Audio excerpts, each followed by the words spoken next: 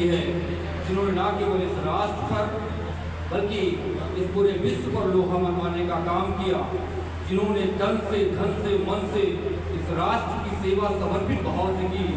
आज ऐसे हमारे कांग्रेस परिवार की पूर्व प्रधानमंत्री इंदिरा जी की स्मृति पर इस यात्रा में हम आप सब लोग यहाँ पर मौजूद हैं और इस यात्रा के हमारे मुखिया आदरणीय श्री भास्कर राव रोकड़े साहब जी का आगमन हुआ है। एक बार फिर से उनको मैं जिला कांग्रेस परिवार की ओर से हार्दिक स्वागत करता हूँ। साथ ही मैं आपको सादर आमंत्रित करता हूँ कि आप आएँ और अपना उद्बोधन और मार्गदर्शन हम सबको दे। आदरणीय भास्कर राव रोकड़े साहब।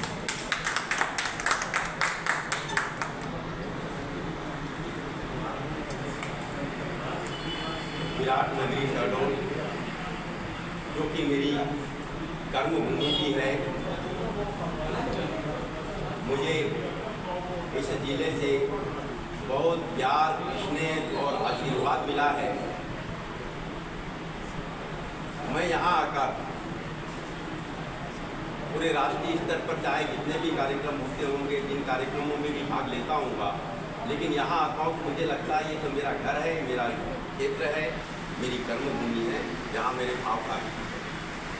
सर्वप्रथम तो सम्माननीय राकेश कटारे जी ने जो कहा वो अक्षरशः सही है कि जब तक कोई भी यात्रा निकले उसके उद्देश्य की जानकारी न हो तो उपस्थित गणमान्य बंधु जिनको संबंध में विचार व्यक्त करने कहा जाए तो वो कैसे करेंगे। ये धर्म संकट की स्थिति बनती है। अधिकांश जगह मैं इसलिए शुरू में बोलना पसंद करता हूँ, सारे इस मुद्दों पर जो भी हमारा अभियान है उसके बारे में पूरी जानकारी देता हूँ और लोगों से आग्रह करता हूँ, उपस्थित सम्मानीय बंधुओं से आग्रह करता हूँ कि वे अगर किसी के मन में भी कोई सवाल है तो मुझसे सवाल करें और हमारे बाद में जो भी प्रमुख वक्ता हैं, जो हमारे सम्मानीय, हमारे आदरणीय हैं, वे अपने विचार व्यक्त करें, हमें मार्गदर्शन भी दें आगे क्या करना है और किस प्रकार के इस अभियान को आगे बढ़ाएं। तो बहुत बहुत धन्यवाद सम्मानीय राकेश कटारे जी, मंचासीन जिला कांग्रेस कमेटी के अध्यक्ष अजय अवस्थी जी, हमारे पूर्व अध्यक्ष सम्मानीय राकेश कटारे जी और नीरज द्विवेदी जी, हमारे भाई कुलदीप निगम जी, रविंद्र तिवारी जी, युवक कांग्रेस के अध्यक्ष अनुपम गौतम जी, श्रीमती संध्या सिंह जी, हमारे सम्माननीय संतोष द्विवेदी जी जो गांधीवादी विचारक हैं। और हम आपको बताना चाहते हैं कि जब भी मेरा कोई अभियान आगे बढ़ा तो उसमें बड़ी महत्वपूर्ण भूमिका हमारे संतोष कुमार द्विवेदी जी की रही है। और ये जो भी यात्रा चली है इसके लिए कविताएं जो लिखी गई है वो भी संतोष कुमार द्विवेदी के द्वारा लिखी गई है। भूपेश भूषण जी जो अनूपपुर से आए हैं, मेरे साथ चल रहे सम्यक अभियान शिक्षित युवा संगठन के प्रदेश समन्वयक डॉक्टर वेद प्रकाश गर्ग जी, क्योंकि ये मेरी कर्मभूमि है, जो भी मेरे सामने आए मैं सबको जानता हूँ, सबको पहचानता हूँ। अगर मैं नाम लेने जाऊँगा तो समय काफ़ी लगेगा, तो यदि मुझे इजाज़त हो कि अब मैं सबको सम्माननीय बंधु कहते हुए आगे बढ़ा दूँ तो, और माफ़ी चाहूँगा कि अगर मैंने कुछ लोगों का नाम नहीं लिया, किसी को बुरा मानने की ज़रूरत नहीं है, सब मेरे लिए सम्माननीय हैं। बंधुओं, 2 मई 2022 से हमने सम्यक अभियान की शुरुआत रीवा के ऐतिहासिक पद्मधर पार्क से किया। दरअसल ये अचानक सम्यक अभियान की शुरुआत नहीं हो गई। इससे पहले 2019 के लोकसभा चुनाव के समय मतदान से ठीक 20-21 दिन पहले मेरे सामने कुछ स्थितियाँ परिस्थितियाँ आई कि महिला समूहों के माइक्रो फाइनेंस के लिए बनाई गई महिला समूह, एक सिस्टम अलग हुआ। महिला स्व सहायता समूह जब कांग्रेस के शासन के समय में बनाए गए थे तो उनका उद्देश्य था महिलाओं को सरकारी योजनाओं के माध्यम से उन्हें कुछ काम देते हुए उन्हें आत्मनिर्भर बनाया जाए और आत्मनिर्भर महिलाओं का एक बड़ा समूह तैयार किया जाए, बड़ा वर्ग तैयार किया जाए। लेकिन सन 2016 से एक आरएसएस के रणनीतिकार के द्वारा बनाई गई नीति के तहत निम्न आय वर्ग व निम्न मध्यम आय वर्ग की परिवारों की महिलाओं को जोड़ते हुए महिला समूह बनाने का क्रम शुरू हुआ। ग्रामीण क्षेत्र में भी हुआ, उपनगरीय क्षेत्र में भी हुआ, नगरीय क्षेत्र में भी हुआ और महानगरीय क्षेत्र के स्लम एरियाज में तो बहुत ही बड़े लेवल पर ये काम। हमारे सामने एक स्थिति आई कि इनको इनकी पारिवारिक जरूरतों को देखते हुए माइक्रो फाइनेंस के सिस्टम से 22 प्राइवेट बैंकों के माध्यम से जुड़ा गया है। आसानी से इन्हें ऋण उपलब्ध हो रहा है और महिला समूह की पदाधिकारी जो बनाए गए हैं उन्हीं को इसके वसूली के लिए रिस्पॉन्सिबल बनाया गया। फिर एक बात सामने आई कि 20 से 40 समूह के बीच में एक इनके अधिकारी होते हैं जिसको सर कहते हैं। सारी महिलाएं सर आए हैं, सर आए हैं, सर आए हैं, वो मीटिंग ले रहे हैं, कहीं पेड़ के नीचे ले रहे हैं, किसी घर में ले रहे हैं, तो मीटिंगों का दौर शुरू होता है। वे इस मीटिंग के दौरान उनकी पारिवारिक समस्या है, उनको कैसे आगे बढ़ना है आदि बातें तो करते थे, लेकिन मूल बात आरएसएस और बीजेपी के प्रचार की थी। उसमें से पता लगा लेते थे कि कोई कट्टर किसी पार्टी के तो नहीं है। चुनाव के समय में इन लोगों ने एक विचार बनाया कि 500 रुपये प्रति वोटर यदि महिला तटस्थ है, हमारी पार्टी की ही नहीं है और उनके परिवार के वोटर को अगर वो अपने पक्ष में ला सकती है तो उसको उपलब्ध कराए। बड़ी विचित्र बात थी, कोई प्रमाणित करने के लिए प्रमाण हमारे पास साक्ष्य तो थे नहीं, लेकिन हमने इसका बारीकी से अध्ययन किया तो ये जानकारी मिली कि हाँ ऐसा हुआ है।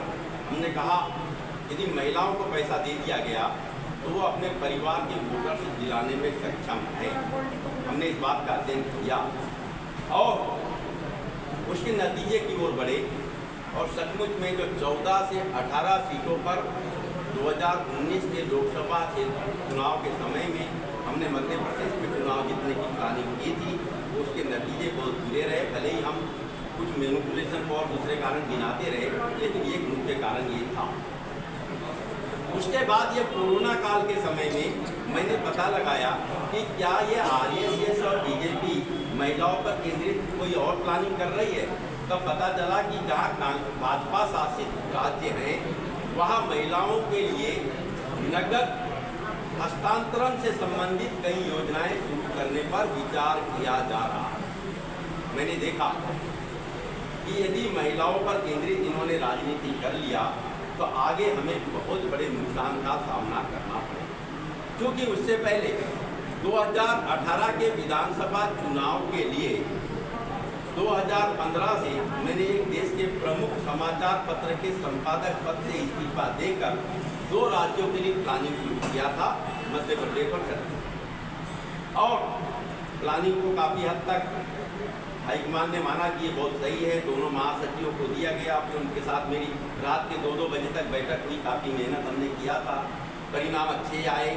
मध्य प्रदेश में अपेक्षा से कुछ कम परिणाम मिले और उसका नतीजा हुआ सरकार भी बीच में गिरी। लेकिन उसके बाद जो 2020 में सरकार गिरी, तब हमने सोचा कि अब आगे क्या करना चाहिए।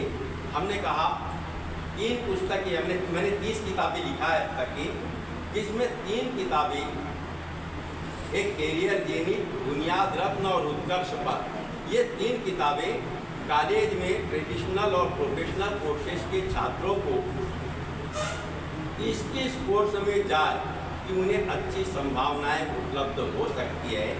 इस संबंध में मैंने 3 किताबें लिखी। एक पुस्तक का प्रकाशन हिंदुस्तान टाइम्स ग्रुप द्वारा। जब वो पुस्तकें प्रकाशित हुई तो इस प्रदेश के तमाम विश्वविद्यालय और महाविद्यालयों में मुझे व्याख्यान के लिए आमंत्रित किया जाने लगा।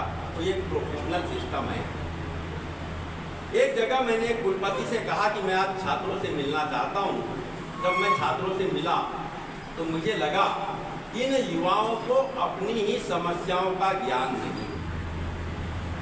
बेरोजगारी की वजह से अब उनके भाई लोग जो बेरोजगार हैं उनको देख करके वे अनावश्यक डिप्रेशन के शिकार हो रहे हैं, एंजाइटी नामक बीमारी के शिकार हो रहे हैं, लेकिन उससे उबरने का रास्ता उन्हें समझ में नहीं आ रहा है।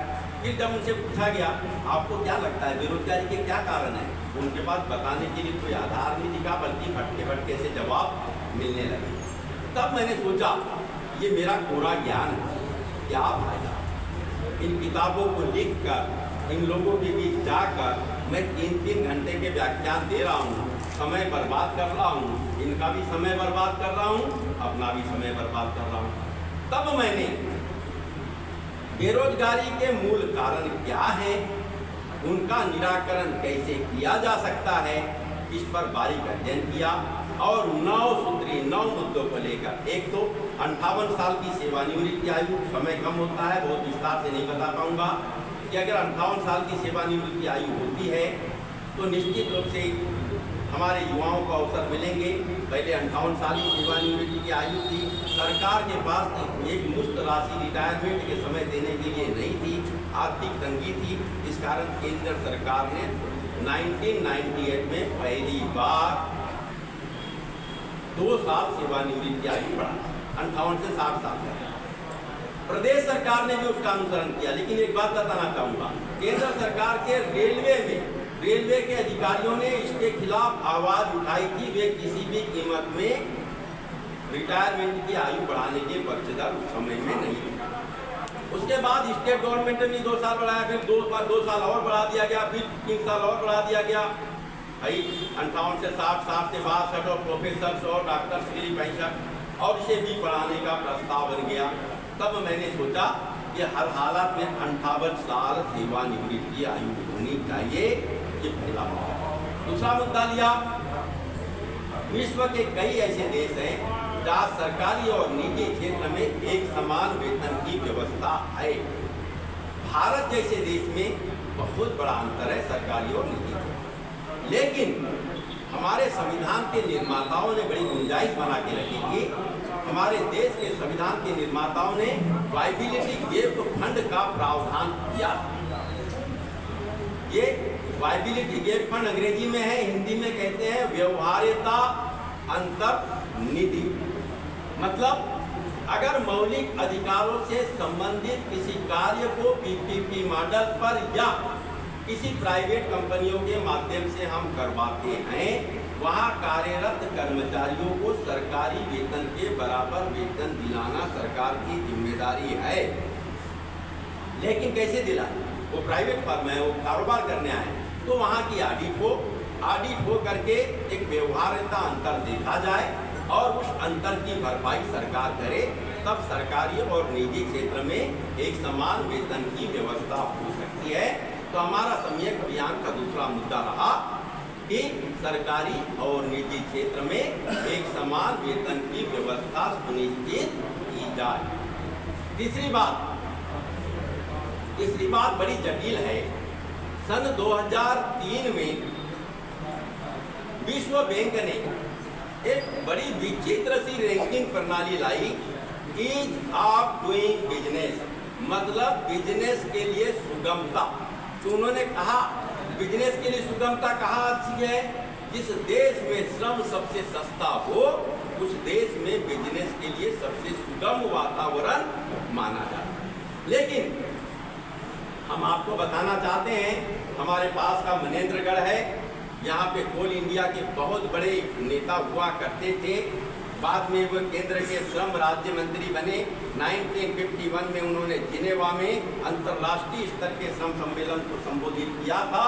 तब यह स्पष्ट किया था कि भारत में कभी भी श्रम सस्ता होने के पक्ष में कोई निर्णय नहीं लिया जाएगा और निजी और सरकारी क्षेत्र के लिए जो श्रम कानून बनाए जाएंगे वो कर्मचारियों और श्रमिकों के हितार्थ बनाए जाएंगे। लेकिन जब ईज ऑफ डूइंग बिजनेस का रैंकिंग प्रणाली आई, डॉक्टर मनमोहन सिंह विश्व बैंक के बड़े पदाधिकारी रह चुके थे, उन्होंने उसे इग्नोर कर दिया। उन्होंने कहा विश्व बैंक की इस रैंकिंग प्रणाली को ज़्यादा दिन तक कहीं विश्व में भी नहीं चलाया जा सकेगा, ये त्रुटिपूर्ण है। जहाँ उनका मानना था जिस देश में श्रम सस्ता हो वो देश सबसे अधिक पिछड़ा माना था। उन्होंने उस पर कोई काम नहीं। जब नरेंद्र मोदी जी प्रधानमंत्री बने तो उन्होंने देखा क्या भारत की स्थिति 169 रैंक पर भारत पड़ा हुआ है। उन्होंने ease of doing business, ease मतलब ईजी से ही मतलब बिजनेस की सुगमता, ईज ऑफ डूइंग बिजनेस के समानांतर एज ऑफ डूइंग इंडस्ट्री का कॉन्सेप्ट दिया, जिसका मतलब था बिजनेस की सुगमता के साथ साथ उद्योग युग का दौर आज से शुरू किया जा रहा है। उसके तहत उन्होंने क्या कर दिया, श्रम कैसे सस्ता हो और ये रैंकिंग प्रणाली कैसे अपने अनुकूल बने, इसलिए उन्होंने आउटसोर्सिंग प्रणाली का सहारा दिया। कुछ लोग बीजेपी वाले खास तौर पे भ्रमपूर्ण जानकारी देते हैं कि आउटसोर्सिंग प्रणाली पहले से चल रही थी। दरअसल उस समय जो आउटसोर्सिंग प्रणाली चल रही थी वो कार्य विशेष का ठेका दिया जा रहा था। आज जो आउटसोर्सिंग प्रणाली है, कार्य विशेष को संपादित करने वाले नियमित नेचर के कर्मचारियों का ठेका दिया जा रहा है। ये बहुत बड़ा है। इसके तहत आउटसोर्सिंग के तहत न केवल सरकार निजी क्षेत्र में बल्कि सरकारी क्षेत्र में भी एक कीड़ा घुस आया और आज 70% पद सरकारी विभागों के आउटसोर्सिंग के करेंगे। एक बगल में बैठने वाला कर्मचारी जो है वो 70,000 रुपये महीना पाता है, उसके पास में आउटसोर्सिंग का कर्मचारी उससे ज़्यादा योग्य और दक्ष मात्र 8 से 10,000 रुपये के तरफ। पूरे परिवार में कलह है, झुका है, घर घर में कलह है। बेटा कहता है बाप को मेरे लिए क्या रखा, अब मैं क्या करूं, और बाप बेटे से कहता है तेरे लिए मैंने जमीन जायदाद के दिया और क्या। ये बड़ा बुरा हाल हो चुका है। मेरी बातों को आप लोग समझ सकते हैं। जो संपन्न है हो सकता है कि उनको समझने में दिक्कत हो, लेकिन जो मध्यम वर्गीय परिवार है उनको ये बात तो समझ में आती है कि बच्चों की बेरोजगारी से कितनी बड़ी समस्या पैदा हो गई है। तो हमने कहा हर हालात में सरकारी हो या निजी क्षेत्र हो, आउटसोर्सिंग प्रणाली बंद करना होगा। साथियों, 2020 को आप लोग सब जानते हैं बड़ा बुरा साल माना जाता है। क्यों माना जाता है बताइए प्लीज, क्यों माना जाता है 2020 को? कोरोना है, कोरोना संक्रमण। सम्माननीय साथियों, आप लोग सिर्फ कोरोना संक्रमण के कारण 2020 को जानना चाहते हैं, जबकि 2020 में एक नहीं 3 संक्रमण आए थे। मध्य प्रदेश के परिप्रेक्ष्य में मैं अगर बात करूं तो मार्च 2020 के मार्च के प्रथम सप्ताह में जब होली का समय आ रहा था, तब हमारे विधायक मंडी में जा रहे थे, वे रुपयों का खेल खेल रहे थे और उस राजनीतिक संक्रमण का बुरा असर परिणाम के रूप में सामने आया 20 मार्च 2020 को, जब कांग्रेस के निर्वाचित सरकार के मुख्यमंत्री कमलनाथ जी को इस्तीफा देना पड़ा। कोरोना संक्रमण भारत में यूं तो आ गया था जनवरी में केरल के रास्ते, लेकिन मध्य प्रदेश में 20 मार्च जिस दिन कमलनाथ जी ने इस्तीफा दिया था, उसी दिन 20 मार्च 2020 को कोरोना के 4 मरीज जबलपुर में हुए। 24 मार्च 2020 को हमारे नरेंद्र मोदी जी ने कोरोना संक्रमण से बचने के लिए अनिश्चितकालीन या कोई काल बाद में तय होता रहा बढ़ता रहा लॉकडाउन लगाने का निर्णय लिया, और लगता है खिचड़ी पक गई थी कि लॉकडाउन के बहाने वे आपदा को अपने लिए अवसर में कैसे बदलेंगे। और उन्होंने 28 मार्च 2020 को उद्योगपतियों की बैठक बुलाई और उस बैठक में उद्योगपतियों से कहा ईज ऑफ डूइंग बिजनेस के समानांतर एज ऑफ डूइंग इंडस्ट्री और इसी कॉन्सेप्ट पर आगे बढ़ते हुए मेक इन इंडिया को मजबूती देना है।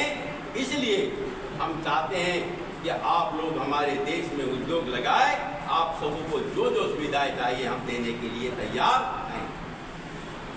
तब उद्योगपतियों ने कहा, आपके यहाँ एक B.R. अम्बेडकर हुए थे, उन्होंने ब्रिटिश शासन काल में ही श्रम विभाग का दायित्व संभालते हुए जो 14 से 16 घंटे की शिफ्ट ड्यूटी हुआ करती थी उसको 8 घंटे में बदल दिया था। यदि मोदी जी आप कुछ करना ही चाहते हैं, ये 14 से 16 घंटे की शिफ्ट ड्यूटी को जिनने 8 घंटे किया था, बीच का रास्ता अपनाइए, इसको 12 घंटे की कर।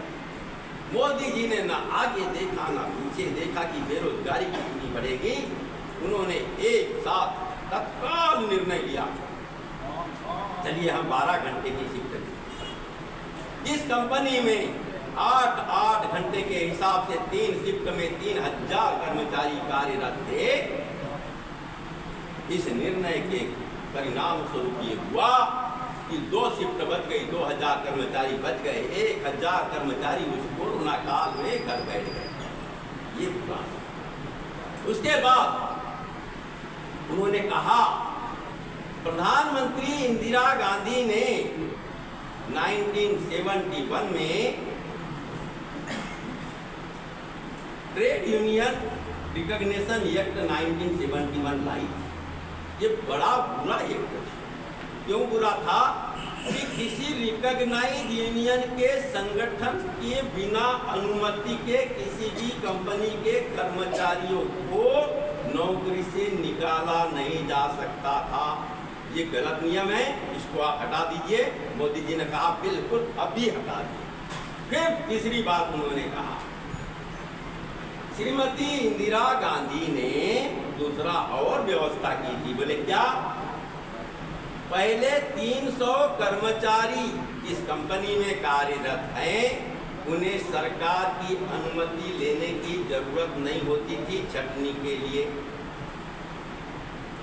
तो उन्होंने उसको क्या कर दिया, 300 की सीमा को 100 कर दिया और इसके साथ एक शर्त जोड़ दिया कि 100 कर्मचारी तक अगर हैं आपकी कंपनी में तो आपको सरकार की अनुमति लेने की जरूरत तो नहीं है, लेकिन ट्रेड यूनियन रिकॉग्निशन एक्ट के तहत रिकॉग्नाइज यूनियन की सहमति तो लेनी ही पड़ेगी। तब से हम कर्मचारियों को नौकरी दे दिए तो उसको निकाल नहीं पा रहे हैं। हमारी कंपनी के सिस्टम को चलाने में हमें दिक्कत हो रही है। नरेंद्र मोदी जी ने क्या किया? तत्काल बोला, था पहले 300 थी ना, मैंने 300 किया और बोले इसके अलावा एक उपहार और देता हूँ। एक ही कंपनी परिसर में आप कार्य विशेष के आधार पर कई कंपनियां बना सकते हैं। जैसे अपना पावर प्लांट में CHP के लिए अलग लगा देंगे, बॉयलर के लिए अलग लगा देंगे, SDM के लिए अलग लगा देंगे, आदि आदि। तो एक ही कंपनी परिसर में 300 कर्मचारी के वाले कई कंपनियां बन जाएगी और वो कभी भी सरकार से अनुमति लेने की जरूरत न पड़े, इसकी व्यवस्था कर देंगे। अर्थात मर्जी है, जब चाहे कर्मचारियों को रखे, जब चाहे निकाले। 29 श्रम कानूनों को देश में देखो तो क्या हो गया। 29 श्रम कानूनों को बदलकर उन्होंने 4 श्रम संहिता बना दिया और श्रम कानूनों का कॉन्सेप्ट था कि वे कर्मचारियों के हितैषी हुआ करते थे। उन्होंने उन 4 श्रम संहिताओं को उद्योगपतियों के हितार्थ बना दिया और इसका नतीजा ये हुआ कि एक ही साल 2020 में जो आज वर्तमान में कुल बेरोजगारी दिखाई दे रही है, इसका 48% बेरोजगारी पूरे देश में। 48%। जरा चिंतन तो करिए, आज जो बेरोजगारी है इसकी 48% बेरोजगारी केवल 2020 में बढ़ी है। अब आप मुझे बताइए, कोरोना संक्रमण बढ़ा था या ये मोदी जी के द्वारा प्रायोजित संक्रमण बढ़ा? बताइए प्लीज, कौन सा संक्रमण बढ़ा है? मोदी जी वाला बढ़ा है ना। तो हमने कहा हर हालात में 8 घंटे की शिफ्ट ड्यूटी सुनिश्चित करना पड़ेगा। हर हालात में रोजगार कार्यालय खत्म हो चुके हैं और बेरोजगारों को नौकरी देने के बाद में उनकी कोई परवाह नहीं करता। रोजगार के लिए कोई प्लेटफार्म नहीं है, इसलिए इंटीग्रेटेड प्लेसमेंट डिपार्टमेंट स्थापित करने की आवश्यकता है। तीसरी चीज, सारे श्रम कानून जो 29 को 4 में लाया गया है पूर्ववत कर दिया जाए। हम आपको बताना चाहते हैं साथियों, हम सरकार से कुछ नहीं मांगते, कुछ नहीं मांगते। जिन भिखारियों के पास देने के लिए कुछ नहीं है, उनके सामने हाथ बढ़ाने से क्या फायदा। इसलिए हम तो सीधे सरकार को बदल देने के लिए काम कर रहे हैं। जब हम सरकार बदल देंगे तो शिक्षित बेरोजगार युवाओं को सम्मानजनक अवसर दिलाने के लिए हम इन सारे प्रावधानों को लागू कर लेंगे। यह है कांग्रेस की आवाज। इसके साथ साथ हमारे 9 मुद्दों में 5 मुद्दे और हैं, जिसमें कृषि क्रांति के लिए है पूर्व राजा महाराजाओं की संपत्ति को सरकारी करके और उनके जो पास उनके संपत्ति पड़ी हुई है आर्कियोलॉजिकल इंपॉर्टेंस के महल की है, उनको सरकारी करने से जो संपत्ति अर्जित होगी वो शिक्षित बेरोजगार युवाओं को सम्मानजनक अवसर दिला। ये 9 मुद्दे हैं, इनके लिए हमने सॉफ्ट कॉपी तैयार किया है और लोगों तक। अब बात आती है कि अभी राकेश कटारे जी ने कहा कि भाई ये इंदिरा ज्योति अभियान क्या है, बताना तो जरूरी है। दरअसल जब चुनाव हो गए, चुनाव के मैनिफेस्टो में हमारे मुद्दे 2023 में नहीं लिए गए, तो केंद्र के प्रमुख नेताओं ने हमसे कहा आपके मुद्दे बहुत अच्छे हैं और इस पर काम करना शुरू किया जाए। हमने इसे आगे बढ़ाया और विधानसभा चुनाव के ठीक बाद में, अभी लोकसभा चुनाव हुए भी नहीं थे 2019 ये 2024 के, और हमने 7 फरवरी 2024 को हमारे अनुयायियों के कथनानुसार, उनके द्वारा बनाई हुई कहानी के अनुसार गुरुदेव की पाठशाला भोपाल में स्थापित किया, जिसमें महिलाओं को राजनीतिक प्रशिक्षण दिया जाता है कि वे कैसे राजनीति में स्वतंत्र होकर सामने आए और चुनाव लड़ने लाए। इसके साथ साथ युवाओं को भी प्रशिक्षण दिया जा रहा है राजनीतिक कौशल का। हर प्रकार के कौशल के प्रशिक्षण की व्यवस्था है, तो राजनीतिक कौशल के प्रशिक्षण की जरूरत क्यों नहीं है। ठीक, उसके बाद हमने भिन्न भिन्न स्थानों पर सम्यक अभियान के कॉन्फ्रेंस शुरू किया। मैं मुंबई में था 12 जुलाई 2024 को, और उस कॉन्फ्रेंस में एक कॉन्फ्रेंस में भाग लेने गया था। जब वहाँ से निकला तो दैनिक भास्कर के एक पत्रकार ने बाहर मुझे पकड़ लिया, मुझसे कहा सर आप एक बात बताइए, इंदिरा गांधी ने संविधान की हत्या की है और उनने हत्या कर दी, इसीलिए भारत सरकार ने संविधान हत्या दिवस मनाने का निर्णय लिया है, इस बारे में आपका क्या कहना है। मैंने कहा भाई इस निर्णय के बारे में तो मुझे कोई जानकारी नहीं है, मैं आपको अपना नंबर दे देता हूँ, कल आप मुझसे बात करिए, इस पर टिप्पणी निश्चित रूप से दे दो।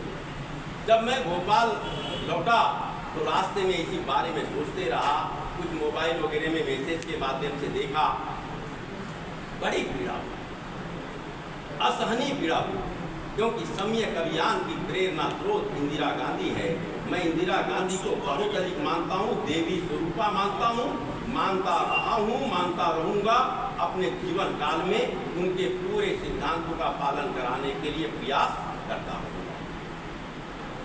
साथियों, जब मैंने देखा कि 25 जुलाई 1975 को श्रीमती इंदिरा गांधी ने आपातकाल क्यों लगाई थी, अरे पाकिस्तान के साथ मिलकर के अमेरिका ने भारत पर आक्रमण किया था, तो भारत ने करारा जवाब देते हुए पाकिस्तान को 2 टुकड़ों में बांट दिया।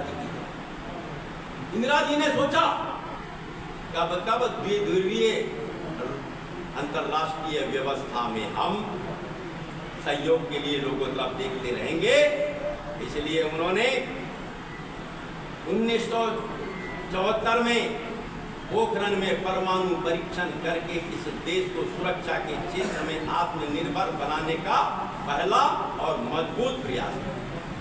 इसके बाद अमेरिका बौखला गया और उसकी बबलाहट का नतीजा हमारे देश में कुछ नेताओं पर दिखाई दिया। ऐसा लगा कि उनके इशारे पर इस देश में अस्थिरता पैदा करने के प्रयास किए जा रहे हैं।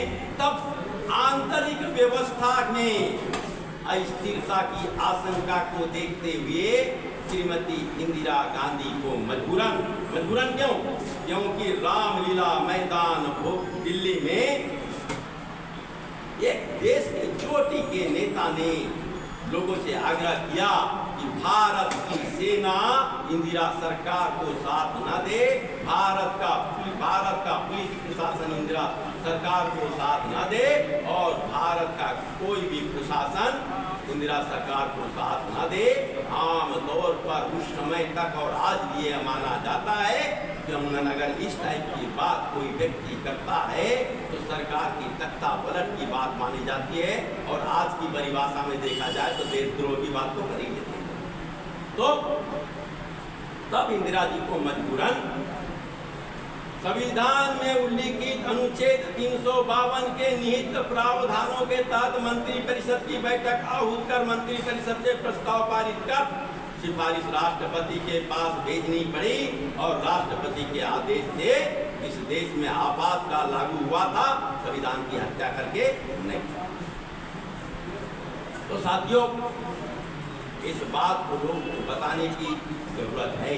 अब लोग बोलते हैं मीसाबंदी। अरे मीसा कानून मेंटेनेंस ऑफ इंटरनल सिक्योरिटी है, DIR कानून भारत रक्षा नियम, ये दोनों ही कानून जब सीमा पर युद्ध होंगे तो देश में आंतरिक सुरक्षा और बाह्य सुरक्षा को बनाए रखने के लिए हर देश को बनाना पड़ता है। हमारे देश में भी बनाया। 1975 में आपातकाल लागू करते समय ये कानून नहीं बने। 1975 में भी ये कानून अमल में थे। ये हो सकता है कि कुछ हद तक कुछ मामलों में, कुछ प्रकरणों में इन धाराओं का दुरुपयोग हुआ होगा, लेकिन अधिकांश गिरफ्तारियां निवारक निरोध अधिनियम 1948 के तहत।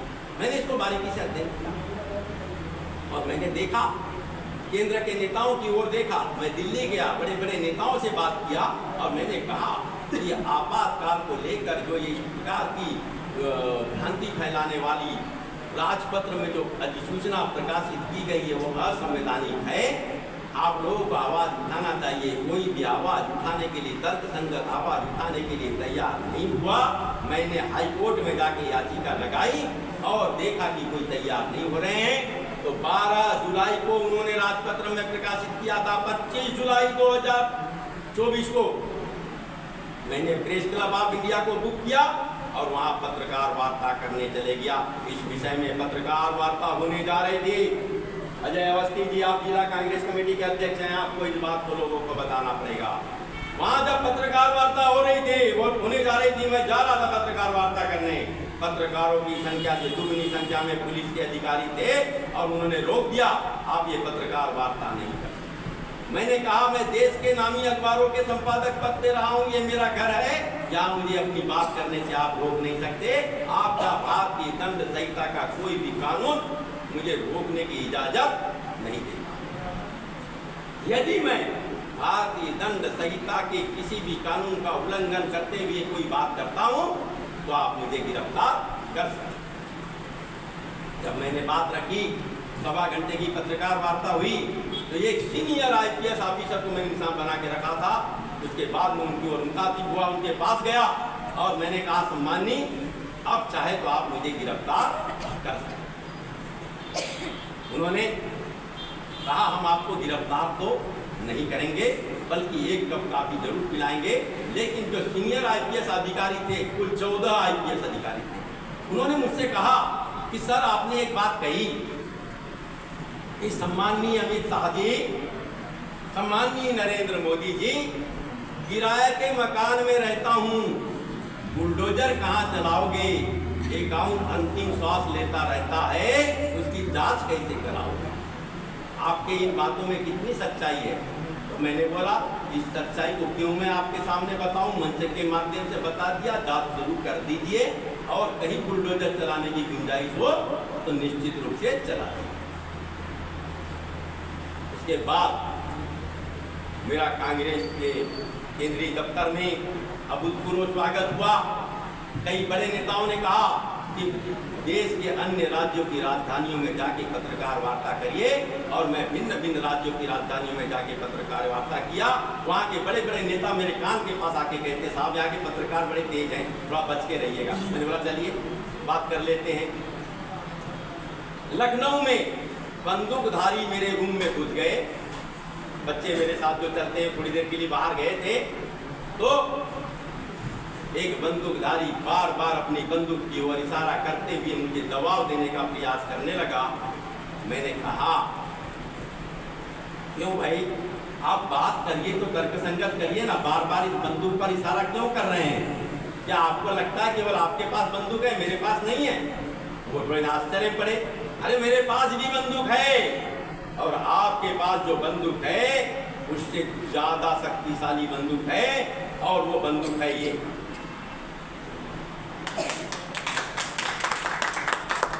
मैंने हमेशा इस बंदूक के बल पर लड़ाई लड़ी। साथियों, मैंने सोचा उसके बाद कि 1966 में 1966 बोला तो संध्या सिंह जी की ओर ध्यान चला गया। मैं ये सीधे इस प्रसंग में आने के पहले एक लाइन बोल दूं, नहीं तो फिर अधूरा हो जाएगा। 24 जनवरी 1966 को श्रीमती इंदिरा गांधी प्रधानमंत्री पद की शपथ ग्रहण कर रही थी, और बाहर चंद बंद दिमाग के लोग नारे लगा रहे थे कि मर्दों के देश में महिला प्रधानमंत्री नहीं चलेगी। अरे उस महिला प्रधानमंत्री ने क्या किया? एकाधिकार युक्त पूंजीवाद को समाप्त करने के लिए बैंकों का राष्ट्रीयकरण कर दी, प्रमुख खनिजों की खदानों का राष्ट्रीयकरण कर दी, बीमा कंपनियों का राष्ट्रीयकरण कर दी, घाटे में चल रहे उद्योगों का सरकारीकरण कर दी, और रोजगार के इतने अधिक अवसर बन गए कि न्यूनतम योग्यता में भी ढील देकर घर से बुला बुला कर नौकरी दी जाने लगी। ये इंदिरा गांधी। उन्होंने राजा महाराजाओं के पृथ्वी पर से खत्म किया। उन्होंने राजा महाराजाओं के पृथ्वी पर से बहुत बड़ी चीज नहीं थी। पृथ्वी पर समय राशि 28.13% चली जाती है तो सही है, लेकिन इसके साथ क्या किया? राजा महाराजाओं को विशेषाधिकार मिले हुए थे, और जो ब्रिटिश काल में जितने विशेषाधिकार थे, कोई राजा महाराजा नहीं थे, उस समय भी वे एक रीजेंट के रूप में काम करते थे, प्रतिशासक के रूप में काम करते थे, और उनके ऊपर एक रेजिडेंट बैठा होता था। कोई स्वतंत्र नहीं थे, उससे ज्यादा स्वतंत्र इस देश के स्वतंत्र होने के बाद में पूर्व राजा महाराजाओं को मिल गई थी। और इंदिरा जी ने 1959 में कांग्रेस की राष्ट्रीय अध्यक्ष बनते ही जयपुर के एक सम्मेलन में कहा था कि देश में समानता मूलक शासन व्यवस्था स्थापित करने में यदि कोई बाधक है, ये पूर्व राजा महाराजा।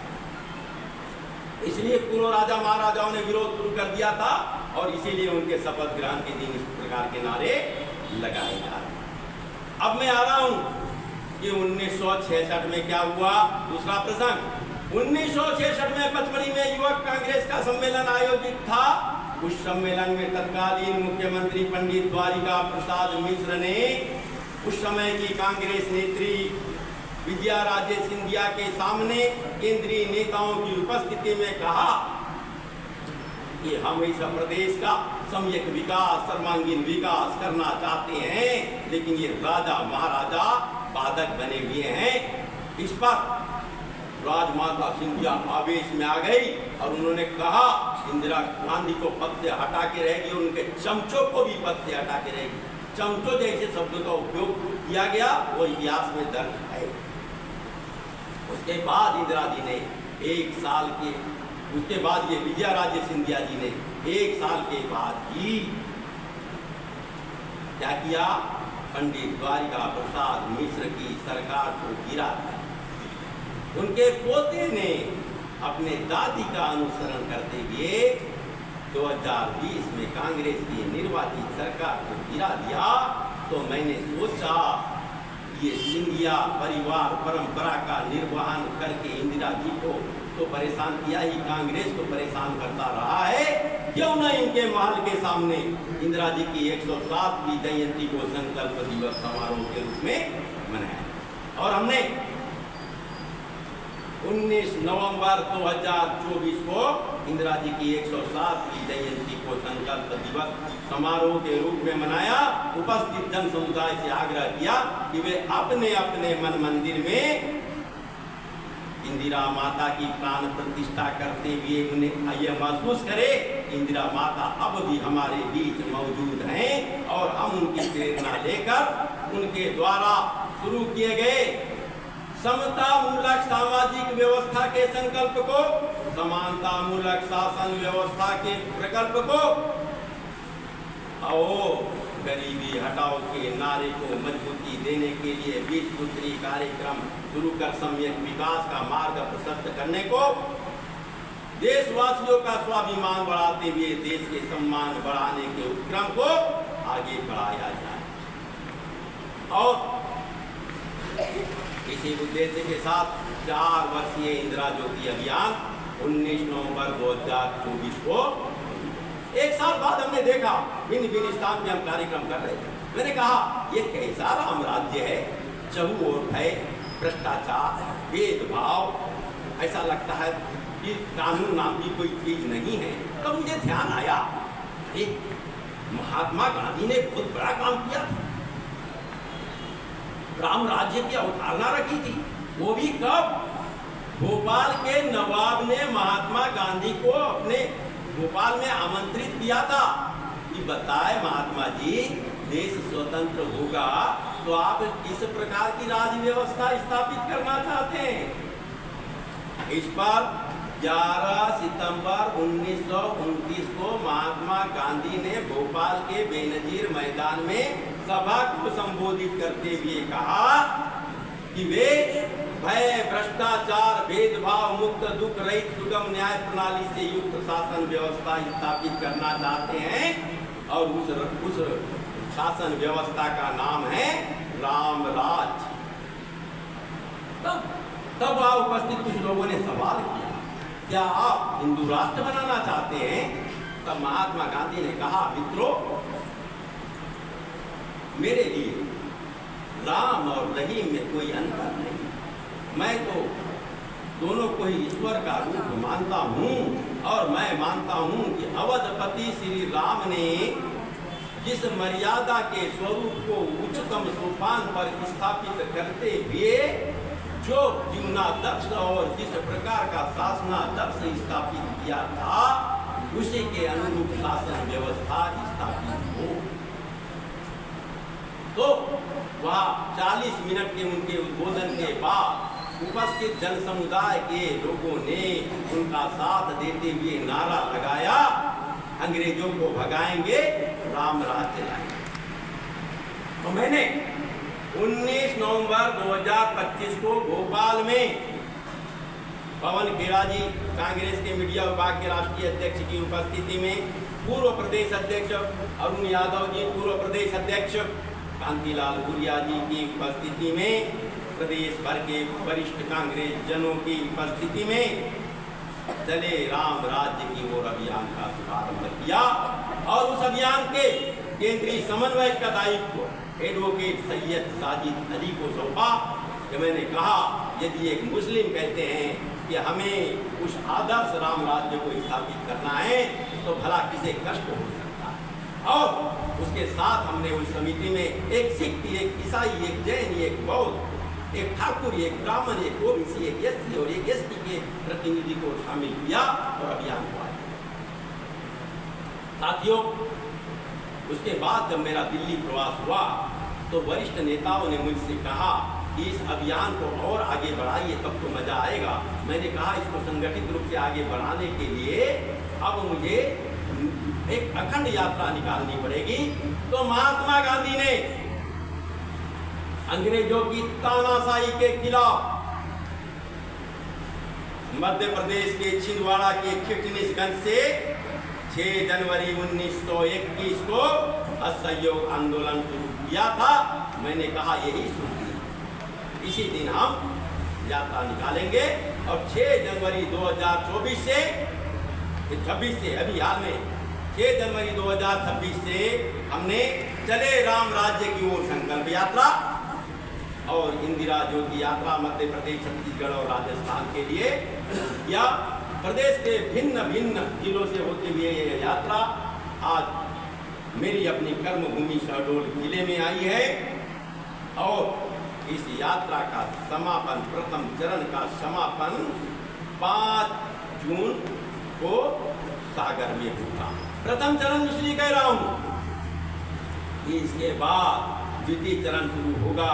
प्रत्येक जिला स्तर पर जिला स्तर के कार्यकर्ताओं द्वारा जो हमारे संतोष कुमार द्विवेदी जी की चिंता है कि इस अभियान को अगर यही तक सीमित रख दिए तो कांग्रेसी क्या किए, कुछ नहीं किए, तो उनकी चिंता को अजय जी आपके सामने रख रहा हूं कि जिला स्तर पर यात्रा शुरू करनी पड़ेगी।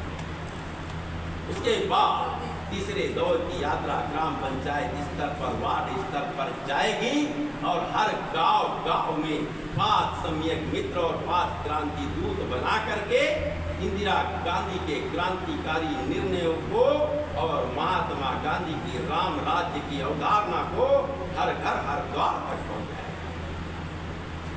एक बात और थोड़ी सी बच गई 1 मिनट की, बहुत जरूरी है कि हमारे कांग्रेसी कार्यकर्ता जब चले राम राज्य की ओर अभियान को लेकर आगे बढ़ते हैं तो भाजपा के लोग पूछते हैं अब कैसे राम याद आ गया, अब तक क्यों राम याद नहीं आया था। इसका जवाब हमारे कांग्रेसियों के पास होना चाहिए। तो 1969 में 1969 में श्रीमती इंदिरा गांधी ने रामचरितमानस चतुशताब्दी समारोह समिति अंतरराष्ट्रीय स्तर की गठित करते हुए उसके अध्यक्ष पद का दायित्व अपने पास रखा। इसके साथ ही उन्होंने कार्यकारी अध्यक्ष इस राष्ट्र के लिए डॉक्टर कर्ण सिंह को बनाने के साथ ही मेरे आदर्श पंडित शंभुनाथ शुक्ल को उन्होंने उस समिति का उपाध्यक्ष बनाया और मध्य देश के हिंदी भाषी राज्यों के लिए उन्हें काम करने की आजादी। हम बताना चाहते हैं जिनकी भी उम्र अभी 60 के आसपास हो रही होगी या हो गई होगी, वे भली भांति जानते हैं मित्रों कि प्रत्येक स्कूल में हर शनिवार के दिन बाल सभा का आयोजन होता था। रामचरितमानस की चौपाई और दोहे पर अंताक्षरी होती थी। वहां उपस्थित शिक्षक उस अंताक्षरी के दौरान दोहे और चौपाइयों का अर्थ केवल राम राज्य की अवधारणा को उद्घाटित करने के लिए उन बच्चों को बताते थे। उसके अलावा प्रत्येक गांव में मानस मंडलियां बनाई गई थी। मानस मंडली को एक दरी, 5 रामचरितमानस और वाद्य यंत्र देने के साथ साथ 72 रुपए 72 रुपीज महत्व होता था उस समय, 72 रुपीज प्रति वर्ष उस मानस मंडली की निरंतरता के लिए दिए जाए। इसके साथ साथ प्रत्येक जिले में मानस भवन बनाने के लिए जमीन दी गई। हमारे भी यहाँ का मानस भवन 1974 में जमीन दे दी गई थी, इसी हर जिले में दी गई। मानस भवन के माध्यम से रामादर्श को प्रचारित और प्रसारित करने का काम शुरू हुआ। 1969 से 1974 के बीच में ये इतिहास है कि पूरे विश्व में रामादर्श, राम राज्य की अवधारणा पर सर्वाधिक किताबें प्रकाशित और प्रसारित। ये बातें हर कांग्रेसी को करना। अब बात हमारे संतोष कुमार द्विवेदी जी की, बहुत बड़ी बात बोली है। कम से कम कांग्रेसियों को तो संभल जाना चाहिए, क्योंकि वो तो गांधीवादी हैं और गांधीवादी हैं इसलिए इस कांग्रेस के मंच पर आकर कांग्रेस को आगे बढ़ता देखने के लिए थोड़े कड़वे शब्द का भी उपयोग करते हैं। तो मैंने आज इतनी लंबी चौड़ी बात इसलिए रखी क्योंकि कांग्रेसियों को तो पहले पता हो जाए, हमारे कांग्रेस के कार्यकर्ताओं को तो पता हो जाए कि सम्यक अभियान क्या है, इंदिरा ज्योति अभियान क्या है, चले राम राज्य की ओर अभियान क्या है, और इस अभियान के माध्यम से हम किस तरीके से अपना प्रचार प्रसार करते हुए 2028 में मध्य प्रदेश में 2/3 बहुमत के साथ कांग्रेस की सरकार बना सकते हैं। देश में कांग्रेस की सरकार। और अंत में एक मेरा निवेदन है, मेरा आग्रह है कि 2 मई 2022 से शुरू हुए इस अभियान के लिए मैंने कांग्रेस पार्टी से कोई सहयोग नहीं लिया है। हाँ, कार्यकर्ताओं ने समय समय पर हमें सहयोग अवश्य किया है। आज मेरी आर्थिक स्थिति इस अभियान को निरंतरता प्रदान करने के लायक नहीं है, लेकिन विधाता की कृपा है कि अभियान चल रहा है। हमने केंद्रीय नेताओं के सामने बात रखी, उन्होंने कहा इसे जन अभियान का रूप देना चाहिए, इसलिए हमने एक पेटी बनाया है। ये सहयोग के लिए है, जिससे 10 रुपया, 100 रुपया, 200 रुपया, 1000 रुपये, 2000 रुपये, जिसकी जितनी क्षमता होगी वो हमें सहयोग प्रदान करेंगे। तो हम ये आगामी 3 साल तक इस अभियान को निरंतरता प्रदान करते हुए इस देश में बड़ा परिवर्तन लाकर शिक्षित बेरोजगार युवाओं के जीवन में जो निराशा के बादल छाए हैं उसको छाट कर नव क्रांति का मार्ग प्रशस्त कर। तो अपनी बात इन्हीं शब्दों के साथ विराम देने जा रहा हूँ, लेकिन मैं चाहता हूँ कि बिना नारे लगाए आप लोगों को ऊर्जा का एहसास नहीं होगा, तो थोड़े नारे तो लगा ही दिएगा। मैं भी जो कहूँगा तो आप जय कहिए, उसके बाद जो कहना है मैं बताऊँगा। शक्ति स्वरूपा इंदिरा माता की जय। शक्ति स्वरूपा इंदिरा माता की जय। शक्ति स्वरूपा इंदिरा माता की जय। महात्मा गांधी की जय। महात्मा गांधी की जय। महात्मा गांधी की जय।